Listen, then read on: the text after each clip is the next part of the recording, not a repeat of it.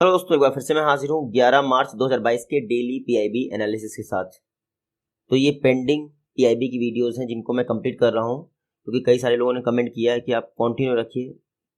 View कम आते हैं तो मैं भी डीमोटिवेट होता हूँ, उसके बाद भी कमेंट नहीं आते हैं और लाइक नहीं आते हैं, तो लगता है थोड़ा सा कि क्या बंद कर देना चाहिए कुछ भी। और अकेला होने की वजह से पर डे 2 वीडियोज़ मैं अपलोड करने की कोशिश करता हूँ, और एक बार अगर पेंडिंग हो जाता है तो उसको मैनेज करना बहुत बड़ा टारगेट हो जाता है मेरे लिए। फिर भी मैं पीआईबी अगले 2-3 दिन में मैं रूटीन पे ले आऊँगा जैसा मुझे लगता है, क्योंकि आज 11, 12, 14 यानी कि 13 को तो संडे था, 14 और 15 4 पीआईबी की वीडियोस अपलोड हो जाएंगी, और कल फिर से 4 पीआईबी की वीडियोस अपलोड हो जाएंगी। तो बस बेयर कीजिए 2 दिन के लिए, उसके बाद मैं करंट अफेयर्स पे फोकस करूंगा, क्योंकि आरबीआई ग्रेड बी का नोटिफिकेशन आ रहा है। ठीक है, 28 मई के आसपास एग्जाम होना है, तो मुझे करंट अफेयर्स कंप्लीट करनी ही पड़ेंगी। मार्च तक की सारी करंट अफेयर्स कंप्लीट हो जाएंगी।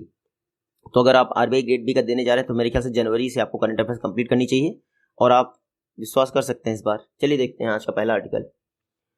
जो मिनिस्टर ऑफ स्टेट हैं for agriculture ministry, Kailash Chaudhary, इन्होंने पूसा कृषि विज्ञान मेला इसका इनॉग्रेशन किया है। कहाँ पर? नई दिल्ली में, क्योंकि पूसा केंद्र वहीं पर है। हालांकि पहले पूसा केंद्र बिहार में था, लेकिन बाद में ये ट्रांसफर हो गया नई दिल्ली में। लेकिन इसका पूसा नाम रह गया, क्यों? क्योंकि बिहार में जहाँ ये ओपन हुआ था उसका नाम था, प्लेस का नाम था पूसा। तो भले ये पूसा यहाँ पे शिफ्ट हो गया हो, लेकिन नाम वही रह गया। ठीक है।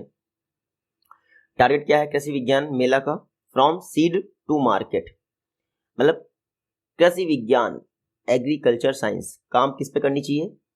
सीड से लेके उसको मार्केट तक पूरा प्रोसेस जो है संभालना चाहिए, कि किस स्टेज पे हम कैसे साइंस का यूज कर सकते हैं। पर्पस यही है कृषि विज्ञान मेला का।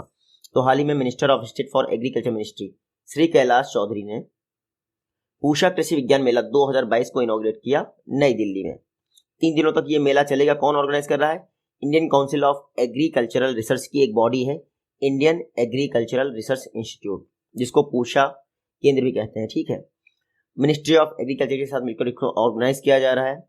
इस दौरान कैलाश चौधरी जी ने कहा है कि प्राइम मिनिस्टर जी लगातार इस बात पर फोकस कर रहे हैं कि मिनिस्ट्री ऑफ एग्रीकल्चर का बजट इनहांस किया जाए।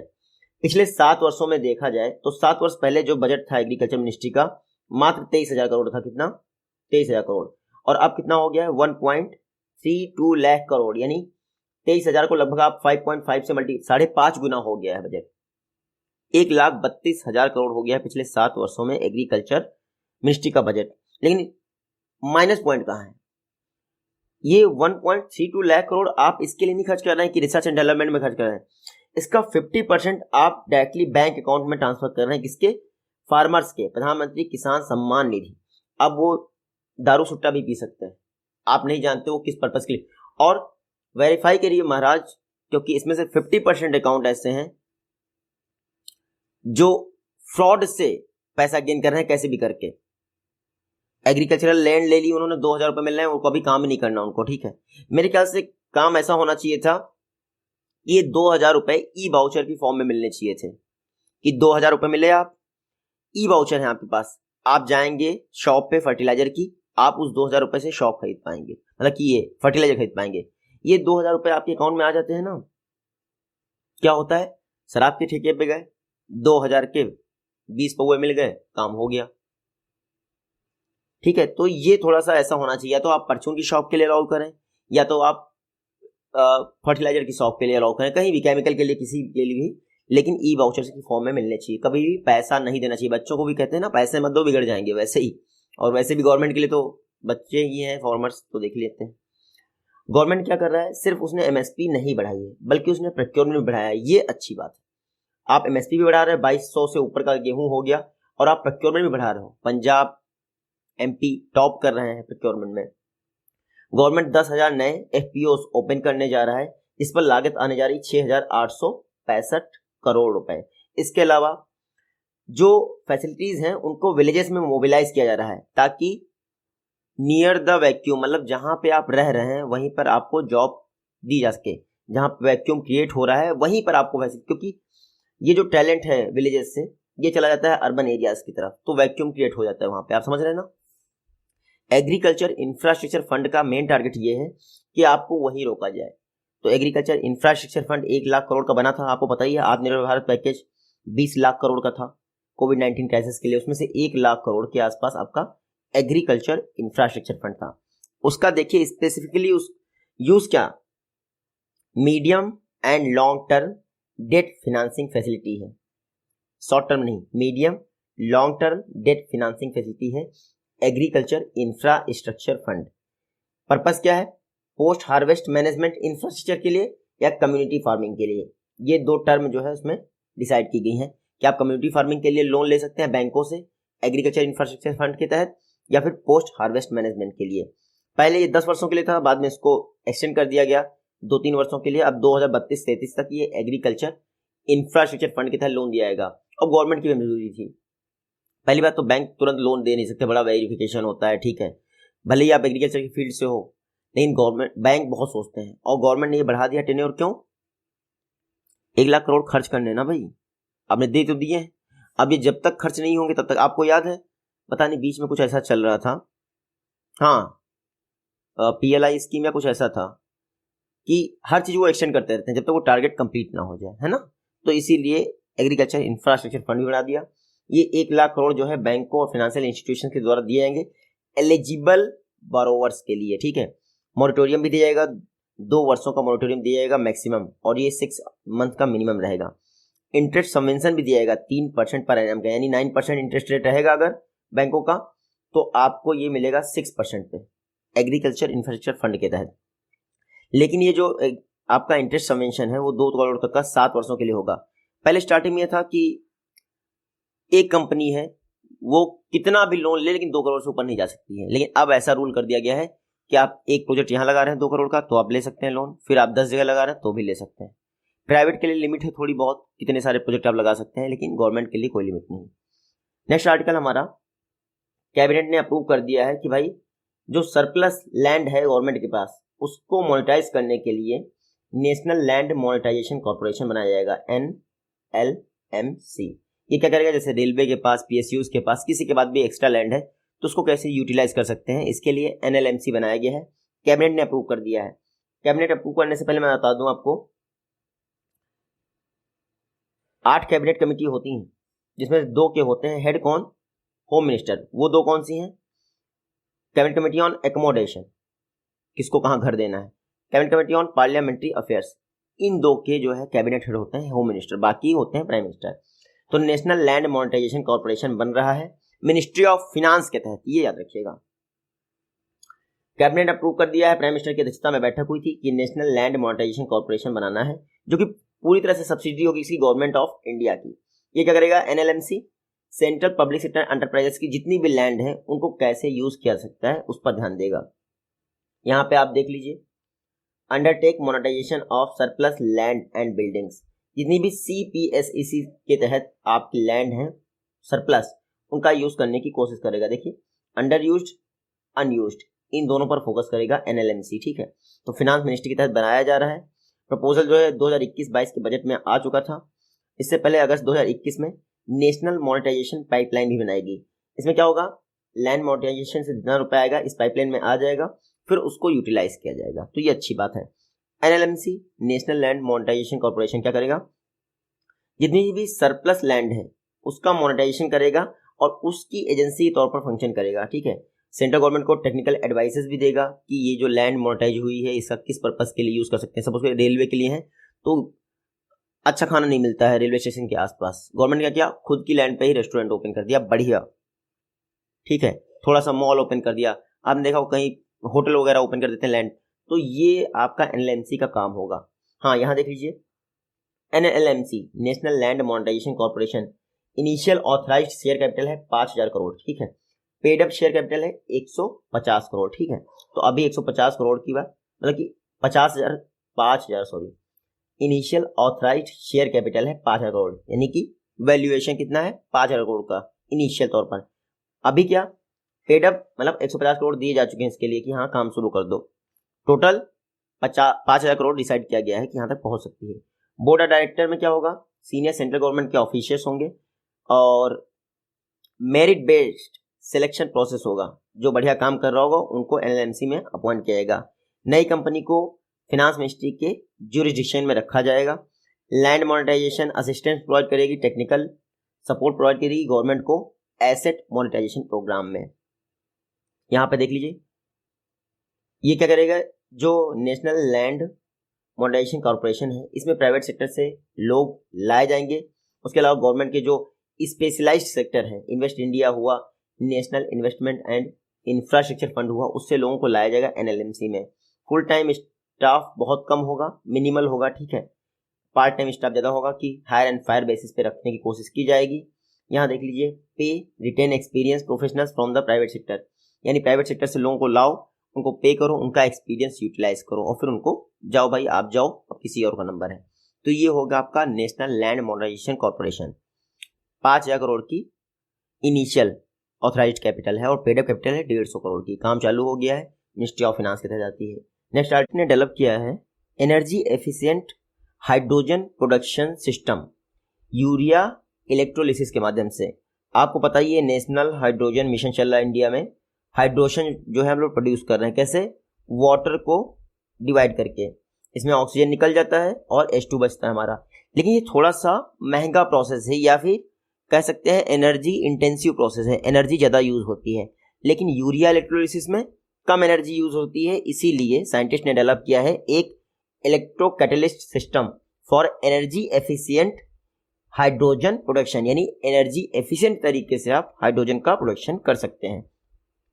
तो लो कॉस्ट पे आप हाइड्रोजन प्रोडक्शन कर सकते हैं वेस्ट ट्रीटमेंट के द्वारा, क्योंकि मोस्टली अमोनिया होती है, आपको टॉयलेट जो करते हैं उसमें अमोनिया ही होती है, आप याद रखिएगा, ठीक है। अब सिंपल सा अगर आपने थोड़ा बहुत पढ़ा है तो आपको पता ही होगा NH3 होता है अमोनिया का फॉर्मूला, ठीक है। इसको निकल ऑक्साइड से ये कर देंगे, इसका जो रिएक्शन है, उसके बाद हाइड्रोजन हमारा अलग हो जाएगा, थोड़ा सा सस्ता पड़ेगा, क्योंकि जो आपका H2O है, पानी जिसको आप कहते हैं, वाटर इलेक्ट्रोलिसिस करने में क्या होता है, एनर्जी ज़्यादा यूज होती है। लेकिन अगर आप यूरिया इलेक्ट्रोलिसिस कर रहे हैं तो आपको 70% कप एनर्जी कंज्यूम करनी पड़ रही है, क्योंकि यहाँ पे वाटर स्प्लिटिंग करवाना पड़ता है, ऑक्सीजन इवोल्यूशन करवाना पड़ता है पानी के मेथड में। लेकिन यूरिया इलेक्ट्रोलिसिस में सिर्फ ऑक्सीडाइजेशन करवा देते हैं, निकिल बेस्ड कैटलिस्ट यूज किया जाता है। कैटलिस्ट को हिंदी में कहते हैं मेरे ख्याल से उत्प्रेरक। कैटलिस्ट क्या होते हैं? कैटलिस्ट देखिए केमिकल बायोकेमिकल एजेंट होते हैं जो जिनका कोई रोल नहीं होता है, यानी कुछ प्रभाव नहीं डालते हैं, लेकिन एक्टिवेशन जो होता है रिएक्शन का, यानी कोई क्रिया हो रही है उसकी तीव्रता को बढ़ा देते हैं। तो कैटालिसिस उत्प्रेरक, जैसे आपको किसी ने घर में फोर्स किया होगा यूपीएससी की तैयारी करो, वो आपका कैटालिसिस है, ठीक है। इस तरह से आपका निकिल ऑक्साइड काम करेगा। बस इतना ही अंतर है, डायरेक्टली इंडिया जो है फोकस कर रहा है क्या, लो कार्बन टेक्नोलॉजीज या फिर एनर्जी एफिशिएंट मेथड्स पे। तो उसमें हमें हाइड्रोजन की रिक्वायरमेंट बहुत पड़ेगी। India one of the top country है यूरिया प्रोडक्शन में या फिर नाइट्रोजनस फर्टिलाइजर इंडस्ट्री में, और नाइट्रोजन आपके अमोनिया में भी होती है, इतना याद रखिएगा। बाकी गवर्नमेंट ऑफ इंडिया ने नेशनल हाइड्रोजन मिशन लॉन्च किया है प्राइम मिनिस्टर मोदी जी ने कि 75th इंडिपेंडेंस डे के मौके पर। बजट 2021 में अनाउंस किया गया था ग्रीन हाइड्रोजन प्रोड्यूस करने के लिए। ग्रीन हाइड्रोजन तभी प्रोड्यूस होगी जब जो इलेक्ट्रिसिटी यूज कर रहे हैं या फिर एनर्जी यूज कर रहे हैं हाइड्रोजन प्रोडक्शन के लिए, वो ग्रीन मेथड से आई हो, ना कि थर्मल एनर्जी हो। तो ये देख लीजिए हाइड्रोकार्बन क्या होता है, नेट कार्बन कंटेंट 75 से 85% तक रहता है, लेकिन हाइड्रोजन में जो है 0 कार्बन कंटेंट रहता है, यानी एक तरह से पूरी तरह से क्लीन एनर्जी होती है हाइड्रोजन। लेकिन हाइड्रोकार्बन में आपको पता ही है क्या दिक्कत आती है, और हाईएस्ट एनर्जी कंटेंट होता है वेट के द्वारा, लोएस्ट एनर्जी कंटेंट होता है वॉल्यूम के द्वारा। और बाकी आप देख लीजिए as per international renewable energy agency, hydrogen क्या करता है, 2050 तक टोटल एनर्जी कंजप्शन जो होने वाला है उसका 6% हाइड्रोजन रिक्वायर कर सकता है, प्लेस ले सकता है। अब नेशनल डिजिटल टूरिज्म मिशन आना है, इसके लिए एक इंटर मिनिस्ट्रियल ड्राफ्ट कमेटी बनाई गई है, तो इंटर मिनिस्ट्रियल टास्क फोर्स बनाई गई है नेशनल डिजिटल टूरिज्म मिशन के लिए। इसमें क्या होगा, नेशनल डिजिटल टूरिज्म मिशन, इसके लिए कंसल्टेशन किया जाएगा कि क्या होना चाहिए विजन, कैसे क्या ऑब्जेक्टिव सेट किए जाने चाहिए नेशनल डिजिटल टूरिज्म मिशन के लिए। तो principal standards, digital stacks, domain, ये सब कुछ काम करेगा क्या, आपका टास्क फोर्स। इसमें मिनिस्ट्रीज के मेंबर होंगे जो नेशनल डिजिटल टूरिज्म मिशन पर एक ड्राफ्ट रिपोर्ट प्रिपेयर करेंगे, बाद में इसको फाइनल किया जाएगा। टूरिस्ट सेक्टर अभी भी फ्रेगमेंटेड है, ट्रांसपोर्ट की व्यवस्था नहीं होती है, एकोमोडेशन ढंग के नहीं होते हैं, रेस्टोरेंट्स नहीं होते हैं, तो लोग क्यों आएंगे टूरिज्म, मतलब केरला में ये व्यवस्था अच्छी है, मालदीव की पूरी इकोनॉमी जो है टूरिज्म पे चल रही, क्यों? क्योंकि ये जो सब कंपोनेंट हैं ये अच्छे हैं वहाँ पे। इंडिया में ऐसा नहीं है, लोगों को कई कई किलोमीटर अमरनाथ यात्रा के लिए पैदल चलना पड़ता है। अमरनाथ यात्रा मानता हूँ एक धार्मिक स्थल है, लेकिन क्या टूरिज्म प्रमोट नहीं होता? उसे बहुत प्रमोट होता है। तो मेरे जैसे इंसान का यार पैदल बहुत चलना है, जब बन जाएगी रोड। इसी तरह चार धाम यात्रा भी लोग नहीं करना चाहते थे। तो टूरिज्म तभी प्रमोट होगा जब ये बेसिक एमिनिटीज आप दे पाओगे, अदरवाइज नहीं। बाकी आप टूरिज्म सेक्टर की बात की जाए तो डायरेक्ट और इनडायरेक्ट कंट्रीब्यूशन की जाए जीडीपी में टूरिज्म का, तो 5% था 2018-19 में। इंटरनेशनल टूरिस्ट अराइवल की बात करें तो इंडिया 23rd पोजीशन में है इंटरनेशनल टूरिस्ट अराइवल में, और कंपाउंड एनुअल ग्रोथ रेट देखा जाए पिछले 6 वर्षों में तो 6.4% है। लगातार 6.4% के हिसाब से टूरिज्म सेक्टर आपका बढ़ा हुआ। कैबिनेट ने अप्रूव किया है कि जो माइंस एंड मिनरल्स एक्ट 1957 है उसकी सेकेंड शेड्यूल में अमेंडमेंट किया जा सके। पर्पस क्या है? पर्पस ये है कि अभी हम लोग ये जो प्रोडक्ट हैं मिनरल्स के, इनके ऑक्शंस के लिए अप्रूवल की मारा मारी रहती है। तो ये माइंस एंड मिनरल्स एक्ट 1957 की अगर सेकेंड शेड्यूल अमेंड हो जाती है तो हम इंपोर्ट डिपेंडेंसी इन मिनरल्स की हमारी कम हो जाएगी, इनका ऑक्शन आसानी से अप्रूव हो जाएगा, और ऑक्शनिंग के बाद क्या ये मिनरल आसानी से अवेलेबल रहेंगे इंडिया में। तो ये देख लीजिए, कंट्री की फॉरेन डिपेंडेंसी कम हो जाएगी और इन मिनरल्स के लोकल प्रोडक्शन को बढ़ावा मिलेगा। तो माइंस एंड मिनरल्स एक्ट 1957 की सेकेंड शेड्यूल में अमेंडमेंट किया जा रहा है ताकि कुछ सर्टेन मिनरल्स की अवेलेबिलिटी को इंश्योर किया जा सके। 2015 में ये पहले जो है एक्ट आपका अमेंडमेंट किया गया उसका, इसकी वजह से ऑक्शन में ट्रांसपेरेंसी आ सके, ठीक है। और जो मिनरल वेल्थ है कंट्री की, उसका एलोकेशन नॉन क्रिमिनेशन तरीके से किया जा सके, ठीक है, क्रिमिनलाइजेशन ना हो पाए। 2021 में अमेंड किया गया था। पिछले 4 से 5 वर्षों में सेंट्रल गवर्नमेंट की एजेंसीज इन्होंने खोजा है कि यहाँ पर एक्सप्लोर किया जा सकता है मिनरल, लेकिन अमेंडमेंट ना होने की वजह से या फिर एक्ट में ये प्रोविजन ना होने की वजह से हम उनका ऑक्शन नहीं कर पा रहे थे। तो 1957 के माइंस एंड मिनरल एक्ट जो है उसकी सेकेंड शेड्यूल में अमेंडमेंट किया जा रहा है, जिसकी वजह से हम लोग ऑक्शन कर पाएंगे और इन मिनरल्स का हम लोग आसानी से यूज़ कर पाएंगे। बाद में क्या करेंगे कि जो हम डिपेंडेंसी रहती है इंपोर्ट पे, इसकी वजह से हमारी फॉरेन करेंसी भी डाइल्यूट होती है, वो चीज़ें हमारी सॉल्व हो पाएंगी। नेक्स्ट आर्टिकल हमारा नेशनल यूथ पार्लियामेंट फेस्टिवल तीसरा जो है ऑर्गेनाइज किया जा रहा है। लोकसभा स्पीकर जी ने इसको एड्रेस किया है। तीसरा एडिशन हुआ है नेशनल यूथ पार्लियामेंट फेस्टिवल का, लोकसभा स्पीकर ओम बिरला जी ने एड्रेस किया है। हालांकि नेशनल यूथ पार्लियामेंट फेस्टिवल इसको ऑर्गेनाइज किया है national ministry of youth affairs ने, ठीक है। 3 नेशनल विनर्स हैं जिनको लोकसभा स्पीकर द्वारा सम्मानित किया गया है नेशनल यूथ पार्लियामेंट फेस्टिवल के दौरान। National youth parliament festival prime minister Modi ji ने 2017 में कहा गया था कि national youth parliament festival organise किया जाएगा। फर्स्ट एडिशन कब हुआ था? 2019 में। सेकेंड एडिशन हुआ था आपका 2020 में, और अब हो रहा है थर्ड, ठीक है, नेशनल यूथ पार्लियामेंट। अब इसका जैसे ही आपका थीम आता है तो आपको बता दिया जाएगा। अभी इसमें थीम नहीं है, शायद आने वाले 1-2 दिन में मिल जाए या फिर करंट अफेयर्स की वीडियो में मिल जाए। अगर मेरे को पता चलता है तो मैं बता दूंगा आपको। नेशनल यूथ डे वैसे आप देख लीजिए 12 जनवरी को मनाया जाता है स्वामी विवेकानंद जी की बर्थ एनिवर्सरी के मौके पर। 1944 में शुरू हुआ 1984 में शुरू हुआ था नेशनल यूथ डे। इस बार नेशनल यूथ वीक भी बनाया गया 12 से 16 जनवरी के बीच में। नेशनल यूथ पार्लियामेंट फेस्टिवल जो है नेशनल यूथ फेस्टिवल के एक पार्ट के तौर पर ऑर्गेनाइज किया जा रहा है 2019 से। तो 2019 फिर 21 यहाँ पे देख लीजिए, 2019 में आपका नेशनल यूथ पार्लियामेंट फेस्टिवल मनाया गया, 2020 में मनाया गया था, कोविड चला 2021 में तो अब नहीं हो पाया, अब 2022 में फिर से हो रहा है। आज का लास्ट आर्टिकल है ministry of housing and urban affairs. इन्होंने India water pitch pilot scale startup conclave organise की है। मोटा मोटा आप समझ लीजिए, ministry of housing and urban affairs यानी हरदीप सिंह पुरी जी ने ऑर्गेनाइज किया है India water pitch pilot scale startup challenge. Purpose क्या है? ऐसे स्टार्टअप्स को बढ़ावा देना क्योंकि वाटर स्कैर्सिटी को सॉल्व किया सके। देखिए 100 स्टार्टअप चुने जाएंगे जो कि वाटर फोकस करेंगे। 20 लाख फंडिंग प्रोवाइड की जाएगी हर स्टार्टअप्स को। जो अमृत 2.0 मिशन है 1 अक्टूबर 2021 को लॉन्च किया गया है, वो वाटर सिक्योर बनाता है इंडिया को।